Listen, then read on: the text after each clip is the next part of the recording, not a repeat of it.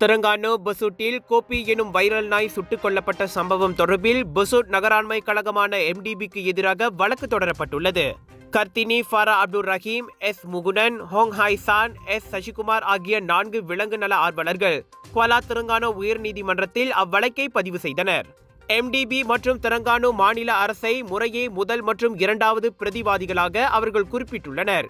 கோபி கொல்லப்பட்டது 2015 விலங்குகள் நல சட்டத்தின் பிரிவு 29E இன் கீழ் தவறு என அறிவிக்க வேண்டும் என அந்நால்வரும் நீதிமன்றத்தை கேட்டுக் கொண்டுள்ளனர்.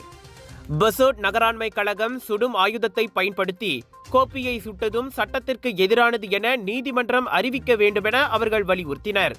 அவசர நிலைமை அல்லது நோய் பரவலை கட்டுப்படுத்தும் நோக்கத்திற்காக இல்லாமல் வேறெந்த காரணத்திற்காகவும் நாய், பூனை அல்லது வேறெந்த பிராணிகளையும் சுடும் ஆயுதங்களால் கொல்லக்கூடாது என்பதை நீதிமன்றம் இடித்துரைக்க வேண்டும் என்றும் அந்நால்வரும் கேட்டுக்கொண்டுள்ளனர்.